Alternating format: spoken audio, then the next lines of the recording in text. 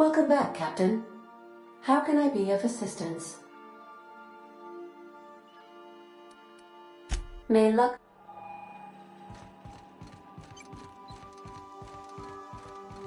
Now, hold on. What happens if we hit the wall? Most likely, the bullet will ricochet, which could be bad. Or hilarious. There's a tiny chance of a...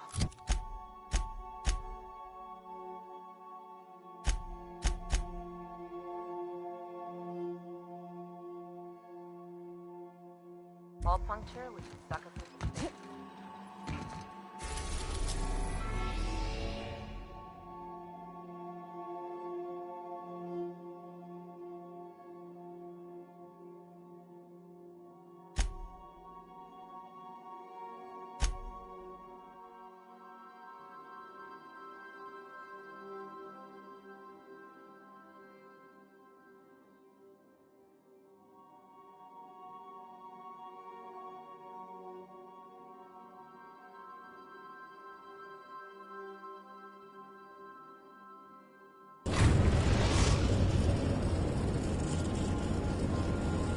I am pleased to inform you that we have arrived at the labyrinth.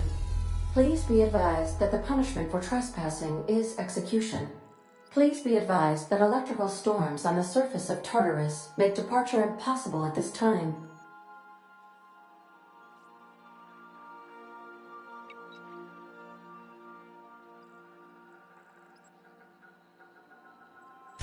Resident count is as follows: 3,071. The interior, I would also ask that you leave your captain's... Understood. If you die or are incarcerated for life, I can generate a new ID. Oh, speak of the devil. Captain. Attention, unauthorized spacecraft. This is a maximum security. You are hereby confined to your docking platform until a ticket detailing your crimes has been filed and notarized. I wager it'll take a bit longer than it takes you to lose your patience and storm out of your ship looking to... To be honest, that'd make my job a lot easier. You come out, we shoot you full...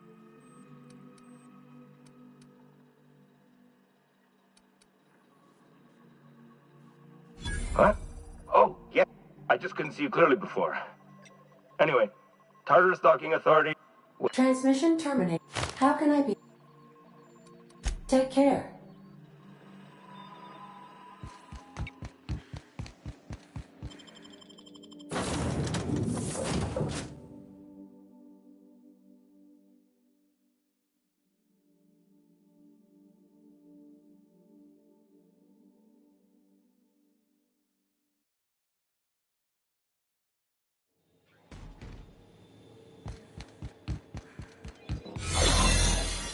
Right by Aardvark. The board will never own Groundbreaker. Not while I breathe. Push on, Margat! Take him down! Groundbreaker doesn't need trash like this. Somebody clean up that noise. Attack! Someone stop this.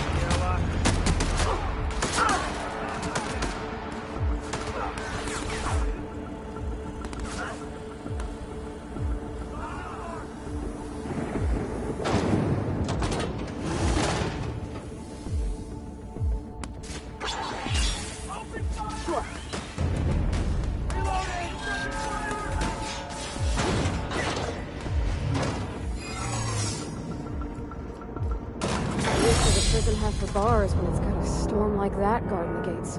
Area sanitization assessment. The Labyrinth on Tartarus. Task classification. Easy peasy.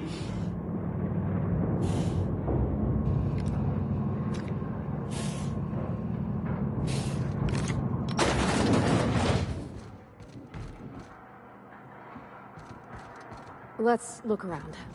There's gotta be a few ways through here.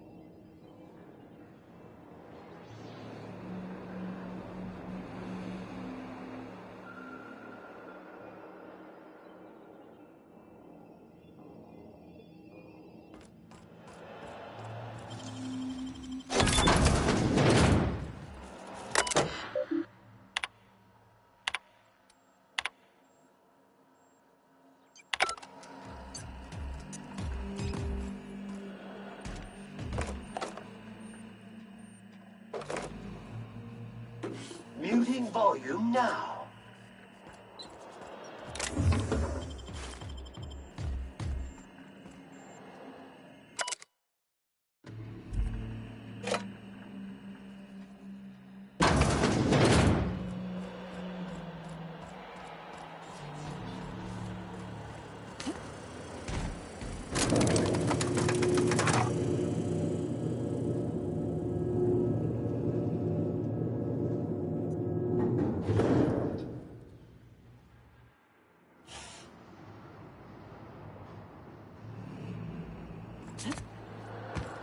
Let's go, troops. Stellar Base counting on us.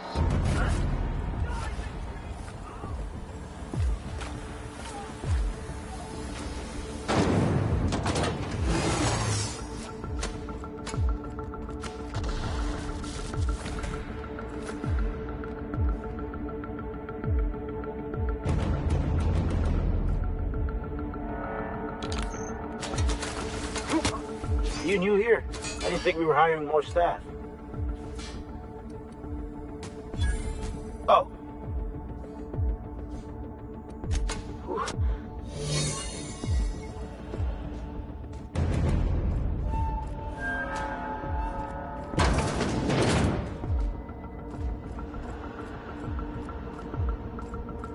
Got a promotion.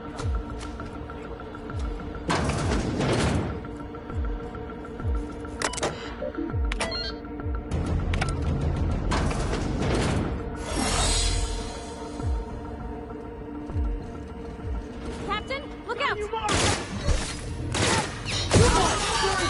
Clean up the competition. Doing all right?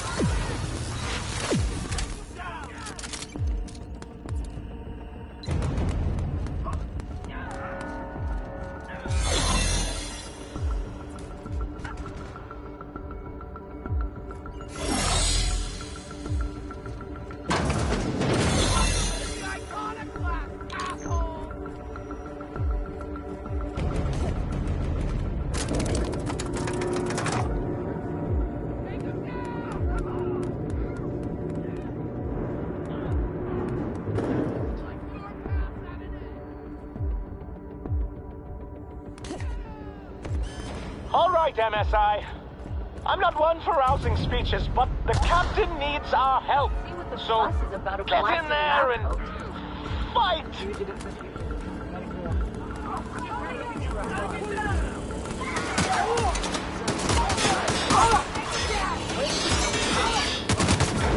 Difficult job ahead? Consider equipping a pack of Sam's Special Solvent Stainout Remover. It's ruthless on residual blood splash. Whatever comes of this, I'm just real glad to know you all. After all you've done, all the work you've destroyed, all the money you've cost me, your misguided crusade has doomed Halcyon.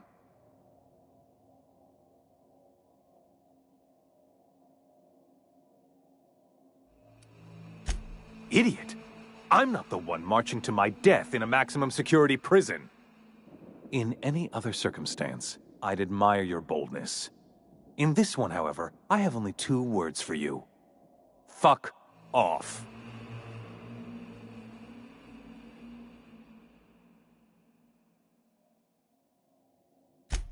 No call for... You unbelievable bitch. Sophia should be the one wasting her time with you, but you killed her. I'll have you hanged, quartered, bankrupted. Thankfully, you're in a prison already. Find the nearest cell and wait until I'm done here. Then I'll drag you to the executioner myself.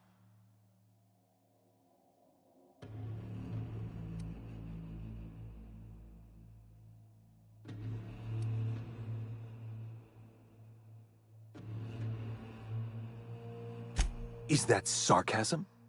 Do you know what I do to people who employ the lowest, most base form of humor? I fire them. Alas, as you are woefully unemployed, I'll have to do the next best thing and have you killed. In the next room is the finest automechanical purveyor of death ever made. Try not to scratch the paint with your skull, it was fucking expensive. Absolutely not. Akande was always the sociable one, not me. Need I repeat the magic 2 words?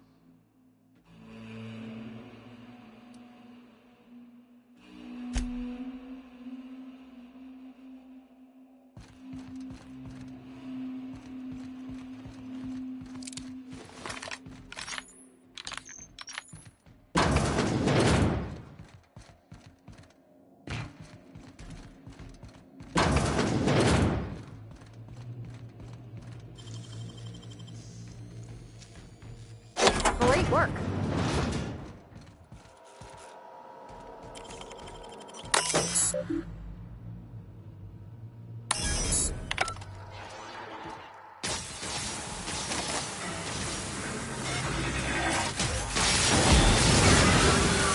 Security Sam seems alive. Solution Philippa.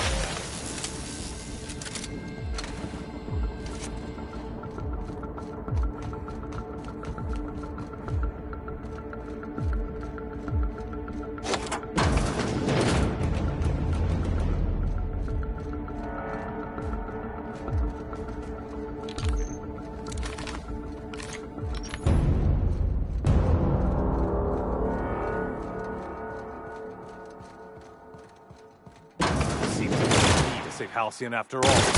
Cycle complete.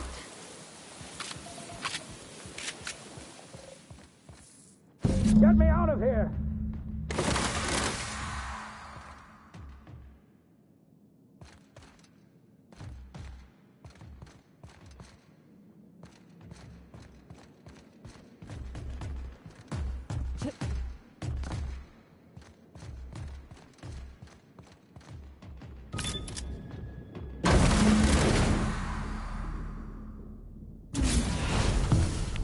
You don't know how glad I am to see you. You lunatic. You broke into the board's own fortress and killed the chairman just to rescue one doddering old man? You are absolutely out of your mind, and I can't begin to thank you enough.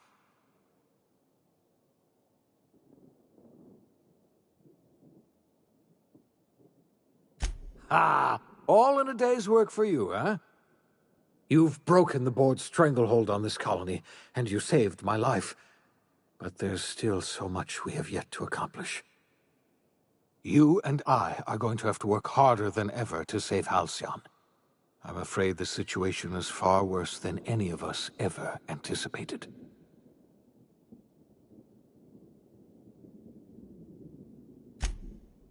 Earth has gone dark. We haven't received a single message in 3 years. There's been no communication, no signals, nothing. 2 years ago, the Earth's Directorate's frigate disappeared on their way back to Earth. We don't know what they discovered when they arrived, or if they arrived at all. You mean we're all alone out here? Really alone? I'm afraid so, Miss Holcomb. Halcyon is the only home we have left. Returning to Earth is no longer an option. We're in serious trouble, my friend. Do you know what this means for Halcyon? We can't rely on Earth for support anymore. We've been cut loose. We're entirely on our own.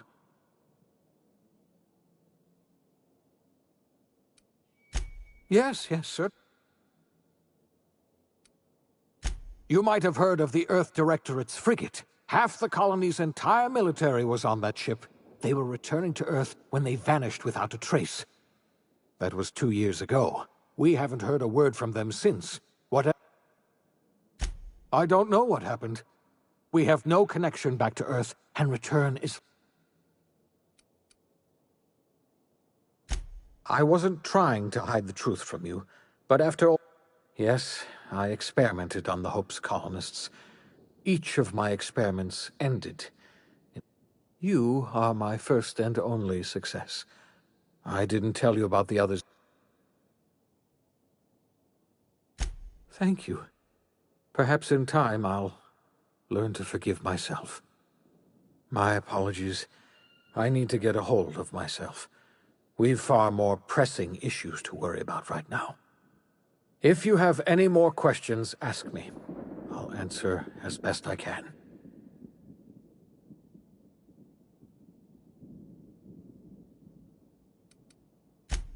Yes, we do. You've done a marvelous thing. You've succeeded where anyone else would have failed, including me. We must begin the revival process immediately, starting with the Hope's brightest minds, and then we're going to fix this damn colony, one problem at a time. We're going to need a leader, and I can't imagine a better person for the job than you. What do you say, old friend? Will you help us?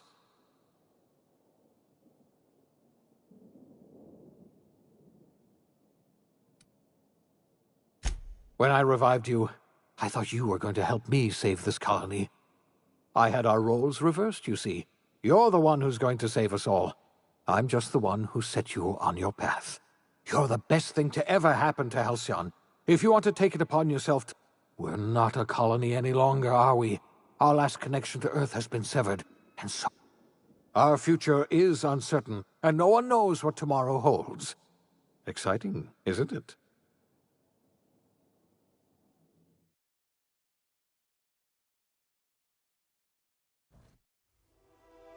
The OSI teaches that everything in the universe happens according to the grand plan.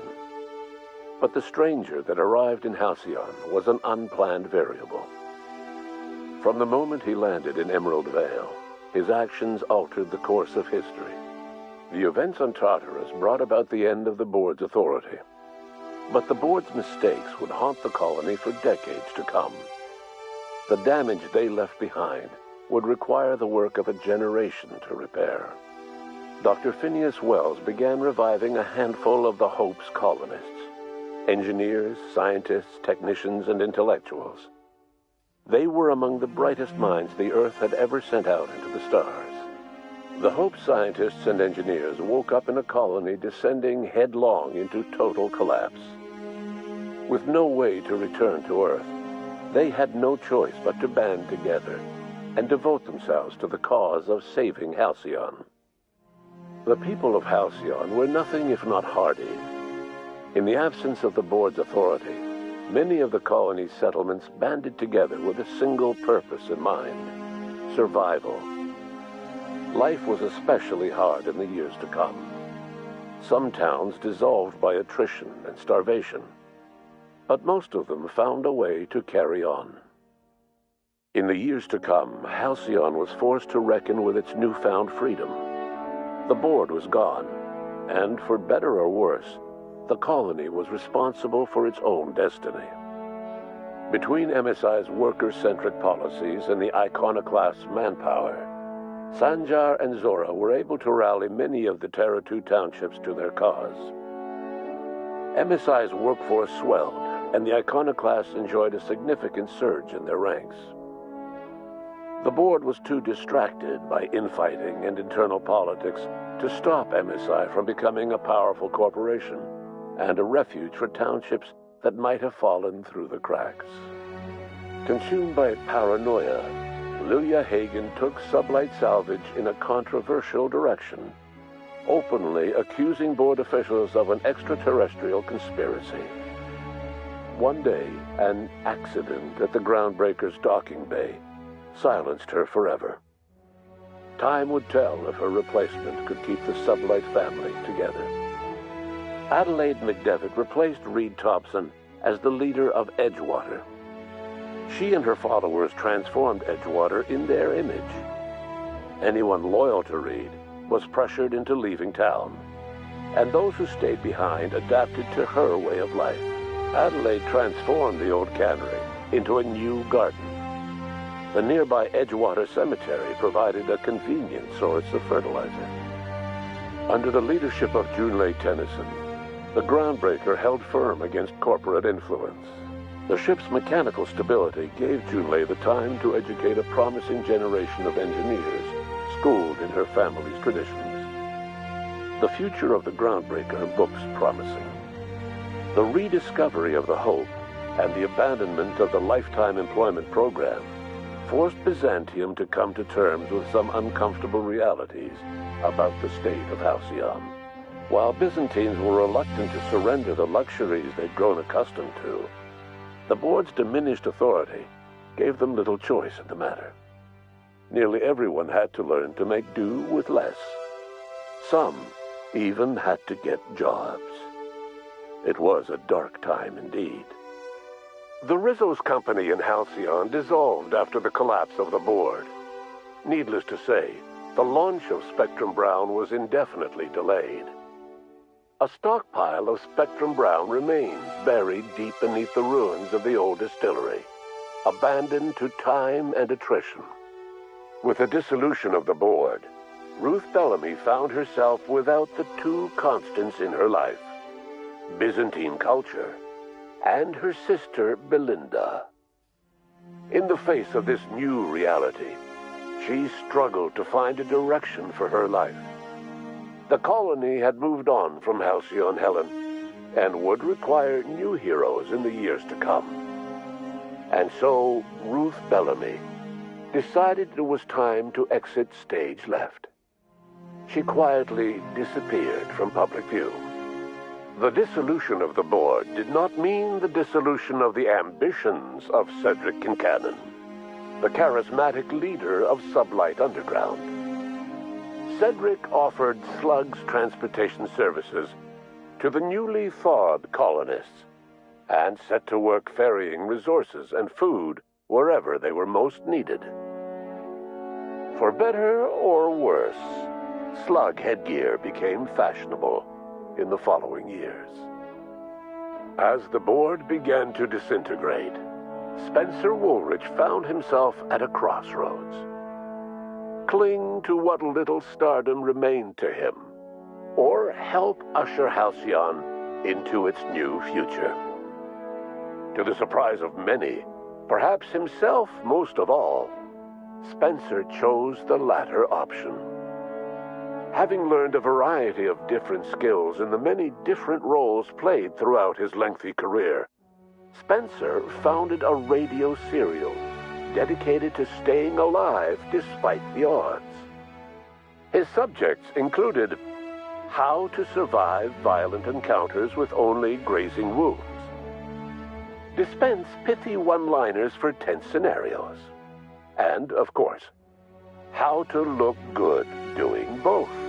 After a brief attempt at dating Helen as one person rather than two, which both Bertie and Helen found too strange, Bertie struck out on his own to try his hand at raising woolly cows. Many of his former Rangers teammates soon followed, accompanied by the woolly cow the team had originally plied with alcohol. The dairy farm thrived under Bertie's leadership and care. The Dairy Rangers privately believed that the woolly cows softened Bertie's temper considerably, although the only one brave enough to say this to his face was promptly headbutted. Due to the board's dissolution, many of the Prophet's old customers no longer found quite the same value in productivity seminars that they once had. With her business drying up, the Prophet chose to take her followers down a new path. Months later, salvagers on Eridanos found clues leading them to a seemingly abandoned bunker out in the wilderness. Inside, they discovered horribly mangled corpses, sacrificed to a blood-scrawled portrait of a sprat-headed deity. The Prophet was not among the bodies. Your influence shifted Ellie's perspective. She finally admitted, albeit grudgingly, that she just might need other people. Sometimes. With a steady income from the life insurance payouts, she was finally able to afford a ship of her own. She hired a small crew and flew supply missions to communities on the fringe. Some of them were even legal. Life in Halcyon was sobering for Felix Millstone.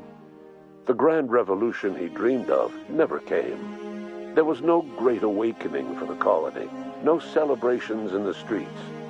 There was only the hard, desperate work of trying to repair a broken colony.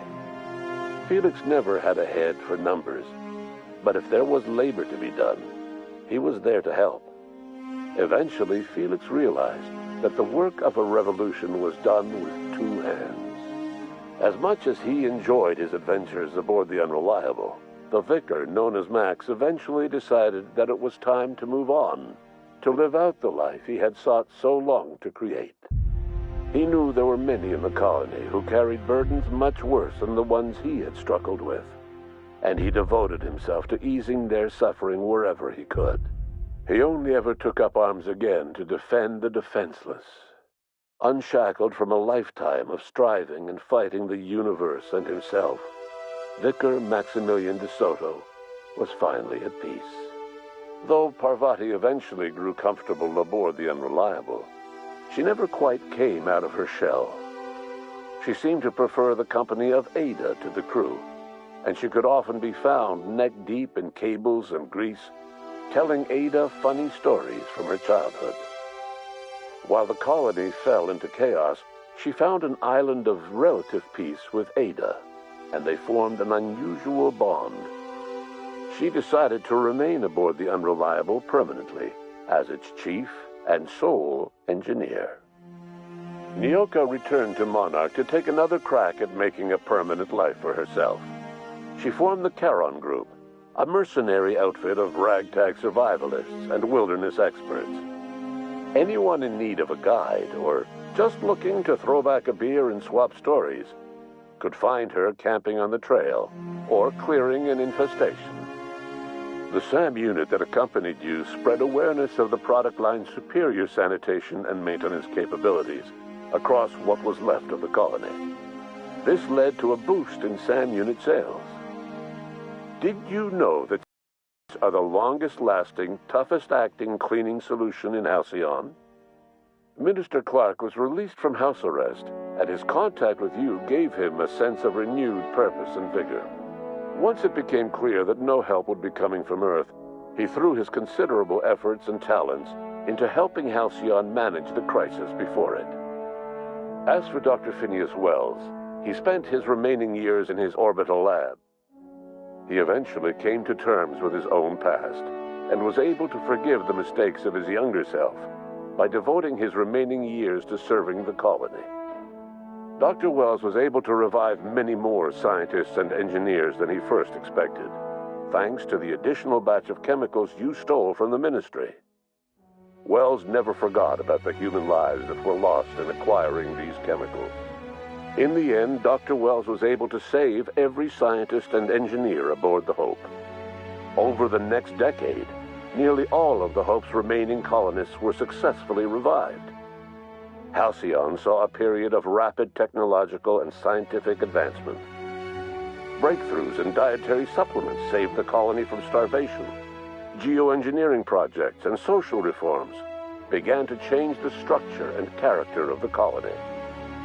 Dr. Wells laid the groundwork for the project to save the colony, but he would never live to see the fruits of his labor. He passed away a few years later. His work was carried on by the scientists and engineers he revived. Today, Halcyon has stabilized. The people of the colony work hard to adapt to their new circumstances. Nearby colonies send aid and supplies. Life will never be easy in Halcyon, but for the first time in its history, there exists a sense of real, genuine hope about the future. And what about you, the unplanned variable in the history of Halcyon? Long after Wells passed away, you carried on his work with more energy, determination, and brilliance than he could ever muster. The years that followed were hard, but Halcyon survived by the efforts of the Hope's most promising colonists, the greatest of which was you. No one knows what's happened to Earth, and no one knows what the future has in store for Halcyon. All we know for certain is this: the name of the Unreliable and that of its intrepid captain will remain the subject of countless stories for years to come.